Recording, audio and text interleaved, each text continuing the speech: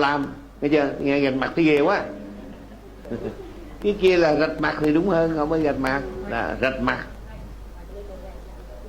Bây giờ hãy coi đây, người nào mà tất cả lớp này mấy người đó lên thì gạch nhớ thầy suốt đời luôn. Thì đau quá nhớ suốt đời luôn. Nhưng mà cực kỳ lợi hại. Tại vì gạch mặt này đó, thứ nhất là cấp cứu rất hay, người ta xỉu gạch một cái này sống dậy liền. Nhiều người nó tại đau quá.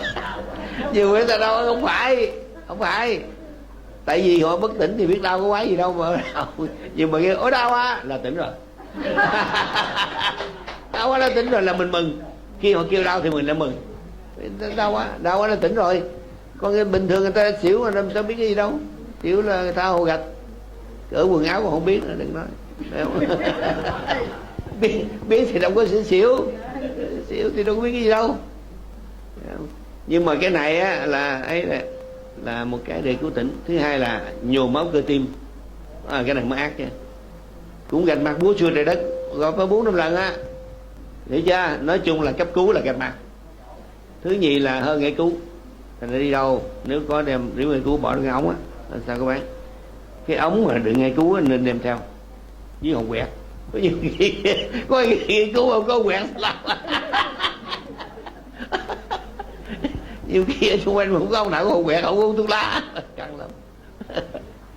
Đây, thầy thấy nghệ cứu với lại cái này là gạch mặt là cấp cứu đại tài luôn. Đừng có tưởng khi nào mình thứ nhất với người có bệnh tim nó làm ơn mang cái tay dùng cho tôi, thấy không? Tim bệnh tim á, hoặc là huyết áp mà căng bớt gạch nó cũng xuống nữa nha, chứ không hay đâu. Thấp thì gạch nó lên, người ta xỉu là huyết áp thấp đó, huyết áp thấp chịch thì làm mà nó lên. Nó quân bệnh. Tại sao mà làm được cái đó? Là vì thầy nghiên cứu ra cái mặt là phản chiếu cái não, đồ hình đó, đồ hình tính chất á. Cái mặt là phản chiếu cái não, do đó khi mình gạch mặt á, là mình kích thích cái não của nó, gọi là reset. Biết reset không? Thì ai tại vì tính biết reset là làm lại, tức là cái gì đó xóa bài làm lại. Ai yêu quýnh bài biết xóa bài làm lại, mặc dù thầy không biết quýnh. Không ai quýnh bài nhưng biết cái câu đó. Thế thì mình gạch đây, mình gạch nát bấy cái mặt. Hỏi gạch thế nào? Búa xùa tại là mua luôn. Tức là muốn chịu nào cũng được, có điều phải gạch mạnh á. Thì nói gạch mạnh đau sao này? Trời đó xỉu sẽ biết đau. Xỉu đâu có vô tư luôn á. Bây giờ gạch này chưa xỉu nha, thì gạch này chắc gạch xỉu luôn á. Chưa xỉu gạch xỉu luôn á. Chưa xỉu gạch đau xỉu luôn á. Nhưng mà đừng có lo, gạch này nó là chuyên môn trị xỉu mà làm sao xỉu được, hiểu không? Nó chuyên môn trị xỉu. Thứ hai đó là gạch. Thứ hai là gạch nó dài nè, gạch dài nè, ở trên đầu gạch xuống dài nè, chứ đừng có chì nha, không phải vậy à. Gọi là các bạn biết tiếng Việt Nam gọi là miết không? Biết tiếng miết không? Miết thì biết rồi, đúng rồi, biết này. Tức là kéo dài sâu dưới da nè. Đau không? Đó anh thấy nhăn mặt biết rồi, khỏi hỏi.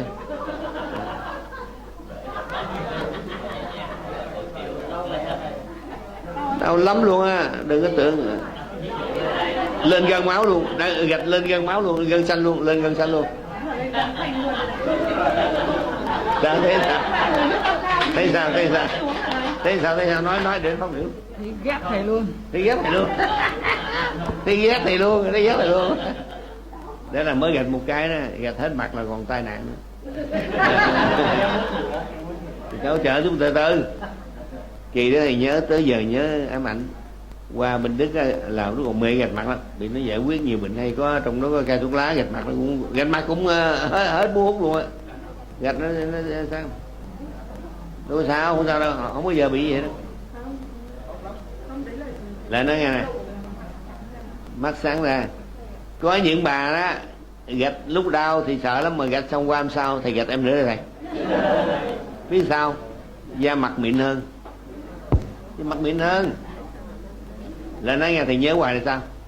Cái cô đó người Đức rất đẹp, cao ráo đẹp, thì cô làm thông dịch cho thầy. Thầy nói tiếng Anh thì cô dịch ra tiếng Đức. Thì tới cái màn mà gạch mặt thì không biết ai kế, cổ đứng kế mình thì kêu cô làm cô bay, làm người thí nghiệm. Thì thầy gạch, trời ơi thầy gạch mới có một cái trán gì mới một công tư mặt. Cái cụ khóc mà cụ giận không có vậy, cụ đau quá mà. Thì biết là không ổn rồi, cái này là không ổn rồi, gặp người đẹp chọc giận mà mệt quá. Thế rồi ngưng, xin lỗi cổ. thế thôi.